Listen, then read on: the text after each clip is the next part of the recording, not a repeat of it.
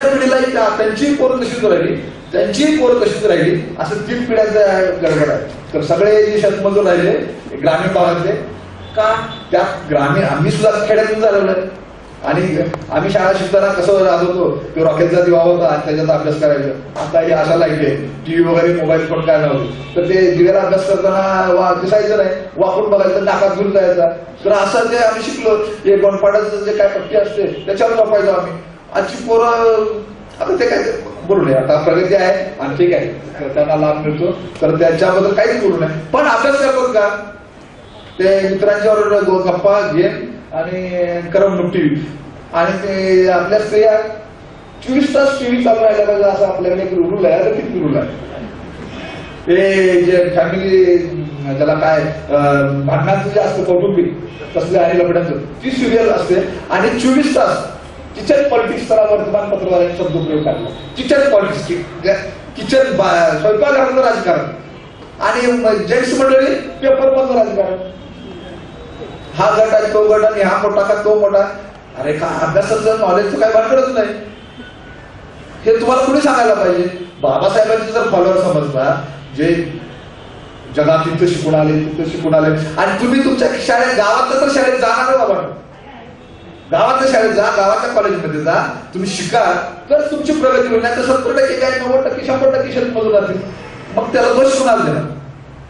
ही जी संधी निर्माण झालेली आहे बाबासाहेबांनी निर्माण करून दिलेलं आहे, स्वातंत्र्यामुळे मिळालेलं आहे, राष्ट्रामुळे मिळाले, राष्ट्र निर्माण झाल्यामुळे मिळालेलं आहे, राष्ट्रात लोकशाही असल्यामुळे मिळालेली आहे.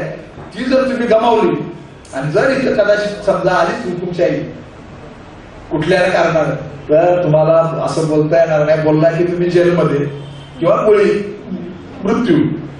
मग ही लोकशाही आहे. तुम्ही लोकशाहीचे समर्थक असलं पाहिजे, तुम्ही राष्ट्राचे समर्थक असलं पाहिजे, आणि तुम्ही या विषमतेचे सर्व प्रकारच्या त्याचं समर्थन असलं पाहिजे. तर त्यासाठी काय करतो आपण, काही करतो. आता निवडणुका झाल्या, काय आपण आंदोलन केलं. काल जे मी 6-7 गोष्टी सांगितल्या, नकाराधिकार, अध्यक्षीय पद्धती किंवा ते मताच्या बेरजेचं गणित जे मांडलं जातं, आपण का बोलत नाही की हे चुकीचं आहे, हे असं असलं पाहिजे वर्तमानपत्रात किंवा लोकांनी मतदान केलं पाहिजे.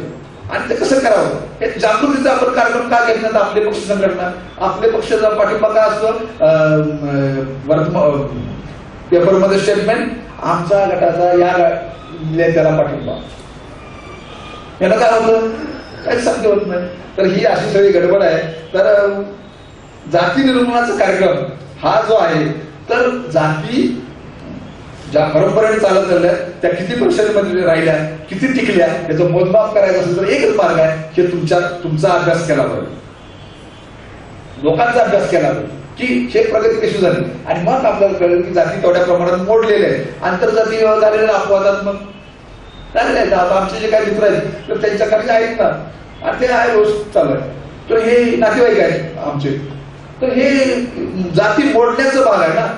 काहीच झालं नाही, काहीच झालं नाही असं जर कॅसेट आहे की ते पूर्वी ग्रामोफोन फिरायचे ते अडकलेले, त्या प्रकारचं आपलं झालेलं आहे. तर हे बंद केलं पाहिजे. तर आपण हे लाभधारक जे आहोत तर त्यांनी नवा विचार केला पाहिजे आणि आपल्याला काही निष्कर्ष काढलं. जाता जात नाही की जात असं एक म्हटलं जातं, त्याच्यावर आम्ही आर्ग्युमेंट काढलेला आहे. नवीन घालवायची नाही ती जात, जाता जात ती नाही, घालवायची नाही. का घालवायची नाही, फायदा होतो ना त्यांना, सर्व प्रकारची फायदा. कोण सोडेल, सगळे स्वार्थ, माणूस स्वार्थी आहे, प्रत्येकाला स्वार्थ हवा आहे. आपल्याला तुम्हाला जरी बौद्ध असला तुम्ही, जरी आंबेडकर असला तर तुम्ही स्वार्थी नाही असं मी काय म्हणणार नाही, कारण तुमच्या बाजूने आहे माणूस हा स्वार्थमूलक प्रेरणा आहे. मानसशास्त्र काढा, कुठलंही शास्त्र काढा, अगदी फ्राईडचा प्रयोग काढा किंवा माकडाचा प्रयोग काढा, अगदी आई सुद्धा मुलाला मारून टाक. तर हे जे माणूस तर ते काय सोडणार नाही. पण ठीक आहे, ते सोडणार. तुम्ही काय करता, त्यांच्याकडून जे आहे ते कसं मिळेल तुम्हाला. संविधानानं लोकशाही तुम्हाला मताधिकार दिलेला आहे, तर तो तुम्ही दान करून टाकता. तुम्ही त्या हक्काचा वापर करत नाही, मताधिकार वापरत नाही, अधिकार वापरत नाही, तुम्ही मतदान करता. दान जणू काय फार मोठं तुम्ही करण्याचे अवतार. ते दान करून काय नाही, तुमचा हक्क तुम्ही घालवला की संपलं तुमचं. जसं कर्णाची गवळ कुंडलं गेल्यावर तो जसा गेला मेलाच, तसं आपला एकदा मतदान तुमचा अधिकार तुम्ही गैरमार्गाने किंवा चुकीच्या पद्धतीने वापरला की तुम्ही म्हणजे लोकशाहीमध्ये बाबासाहेबांनी तुम्हाला जे विकासासाठी जे काही दिलेलं आहे त्याच्यावर तुम्ही फेर घालवतात, तर त्यामुळे ते घोटाळा. आता जाती कायम आहेत, तर जाती शेवट आहेत, जाती व्यवस्था अत्यंत शेवट आहेत म्हणून जात नाही वगैरे वगैरे असं ते आहे. तर हे काय खरं नाही. आपल्याकडे जे उदाहरण बघडलं, जात ती जाते घालवली जाऊ शकते, नष्ट होऊ शकते असं आपण मांडलं पाहिजे. आणि आपण पर्सेंटेज काढले पाहिजे आणि असं म्हटलं पाहिजे की 50% झालं, 60% झालं, 70% झालं, यश मिळालेलं आहे आणि अजून 30% राहिलेलं आहे, कुठल्या कुठल्या फील्डमध्ये राहिलेलं आहे. समजा नवं रूप आलं असेल त्याला, आता बंधू म्हणाले तसं नवीन रूप धारण केलं अदृश्य स्वरूपात, ठीक आहे, असणार आहे ते, स्वार्थाच्या मुळे असणार आहे ते.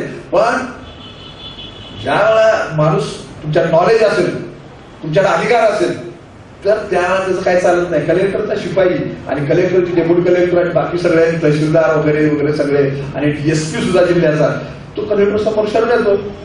त्या पदावर बसल्यावर तिथं तुमची जात पाहिली जात नाही, ते प्रोटोकॉलच आहे, तिथं आलं पाहिजे, ते केलं पाहिजे, नाही केलं तर त्याला पनिशमेंट आहे.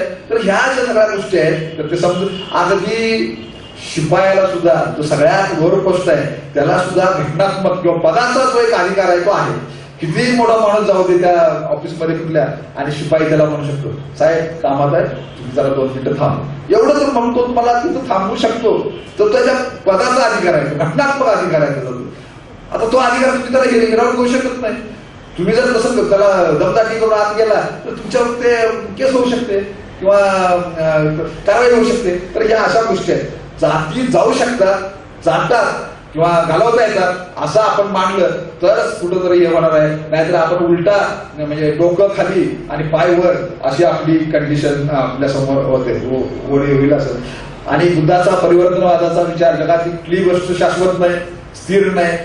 जी गोष्ट तयार झाली ती नष्ट होणार, तिच्यात परिवर्तन होत असतं, सतत परिवर्तन होत असतं. हे आपण एकीकडे सांगतो आणि इकडं मात्र बोलताना म्हणतो नाही जाती आहे की पूर्वी होत तसं.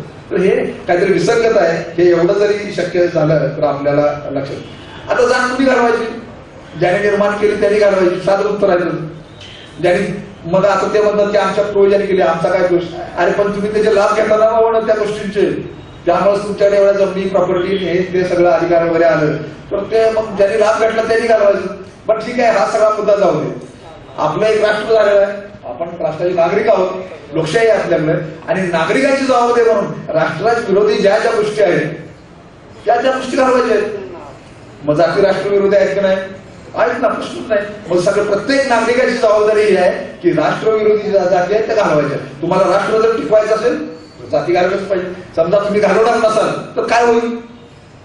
भारत स्वतंत्र झाला त्यावेळेला मुस्लिम पॉवर जगामध्ये नव्हतीच, ते फार राहिले. त्यांनी काय दंगा केला असेल पण मुस्लिम पॉवर जगात नव्हती, ती आज आहे 2014 मध्ये जगात. आणि मग युद्धाचं राष्ट्राचं विघटन झालं या काही कारणानं, त्या यांच्या कारवायांच्यामुळं. तर मग इथल्या सर्व लोकांना, भारतीयांना किंवा जे काही इथले सत्ताधारी आहेत त्या सर्वांना नमाज पडण्याची वेळ आल्याशिवाय पर्याय, आणि स्त्रियांना पुरकी. मग ही अवस्था तर तुम्हाला पाहिजे आहे का? बाबासाहेबांनी धोका दाखवला आहे. तुम्ही जर काही चेंज केलं नाही तर ते वर्गयुद्ध वगैरे ते सगळं आहे तुमच्यासमोर, धोकाच आहे तो. हे तुम्ही हे करा, बाबासाहेब आमदार हे तुम्ही करा, नाही तर मग हे येतं. हा तसाच हा धोका आहे. तुम्ही जर हे केलं नाही, सगळं बदललं नाही तर तो धोका आहे. आणि मग यांना तुमचं अस्तित्व टिकवण्यासाठी तर ते घालवायला पाहिजे ना, ते घालून कुणी मरायला तयार होणार नाही, सहजासहजी मरत नाही. असा अविचार कुणी करणार नाही. जगायचं आहे प्रत्येकाला, चांगलं जगायचं आहे, दुसऱ्याचं गुलाम कुणाचं व्हायचं नाही. आणि गुलाम व्हायचं नसल्यामुळं हे बदलतील. आणि फक्त काय होणार की खळखळ होणार, खळखळ करणार प्रत्येक माणूस. आता हे असं सगळं आहे. म्हणून कुणी घालवायच्या जाती, आपल्याला तर काय जाती टिकवा असं काय आपण जाती निर्माण करा आणि आम्हाला गुलाम करा असं म्हटलं नव्हतं. आणि जाती टिकवाय असं आपण म्हणत नाही. त्याच लोकांच्या मध्ये खळखळ आहे. त्यांनी आपली मानसिकता बदलली तर हा थोडासा प्रॉब्लेम मिटू शकेल. आता जाती व्यवस्थेवर 10,000 पेक्षा जास्त पुस्तकं जगात चाललेलं आहे. इतका मोठा अभ्यास. एक समस्या जगातली अशी आहे की प्रचंड पुस्तकं यामध्ये आलेलं आहे. पण त्याचा अजून जाती आहेत हे वास्तव सगळ्यांना मान्य आहे. जाती च्या विरोधी चळवळी झाल्या त्याच्याबद्दल पुस्तक आहेत. पण जातीचा इतिहास कसा जाती निर्माण झाल्या याच्याबद्दल अजून अभ्यास आणि संशोधन मी सर्वांना मान्य होईल असं झालेलं नाही. बाबासाहेब सुद्धा म्हटलं की मी हे पुस्तक लिहिली तर ते काय फायनल असं हे नाही, मी एक थिसिस मांडलेला आहे, तो तुम्ही विचार करा. तर त्याचा शोध आणि त्याचा खरोखर काही नाव प्रकाश पडेल असं संशोधन आम्ही केलेलं आहे आणि ते पुस्तक रूपानं तयार होण्याची प्रक्रिया चालू आहे. हे नवीन संशोधन आलं की लोकांना कळेल की अरे हे फार वेगळंच आहे, नवीन आहे. आणि मग हे आता ते काही सांगायची वेळ नाही, वेळ मला वाटते माझं संपली, 5 मिनिटाची आदत घेतली, 1-2 मिनिटात मी काही गोष्टी थांबतो. कम्युनिस्टांनी जातीची आणि जाती निर्मूलनाची सांगड घातलेलं आहे तर ते चुकीचे आहे. एक फक्त सांगतो की जाती संस्था अहिंसक मार्गानेच नष्ट करायचं असेल तर कॉम्रेड शरद पटलांचं वाटते. जाती संस्था अहिंसेने नष्ट करायचं असेल, तत्वता ग्रहित धरले तर ते ग्रहित धरणारे नष्ट होतील, पण जाती संस्था नष्ट होणार. आता जाती लढा आणि वर्ग लढा. वर्ग लढ्यात कसं आहे, 2 गोष्टी असतात, इकडे एक इकडे, हे यांनी मारायचं त्यांना संपलं सगळं, प्रॉब्लेम म्हटला. आता जातीचं कसं आहे, मग वरती ब्राह्मण आहेत, क्षत्रिय आहेत, वैश्य आहे, शूद्र आहे, मग खाली आपण असतो. आपल्या डोक्यावरती 4 आहे. आता ह्या सगळ्यांना मारायचं आपल्याला म्हटलं तर ते अवघड काम आहे. म्हणजे हे त्यांची प्रचंड संख्या आहे, त्यांच्याकडे सगळ्या सुविधा आहेत आणि त्यांना आपण मारा आपल्याला मारतील. म्हणजे ह्या मार्गाने काय होणार नाही. बाबासाहेबांनी तो मार्ग स्वीकारणे, आपलं अस्तित्व राहिलं पाहिजे, आपण टिकलं पाहिजे आणि असला रक्तपाताचा हिंसेचा मार्ग काही त्यांनी दिलेला नाही. आणि वरिष्ठ वर्गांना मारून टाका, एक साधी गोष्ट आहे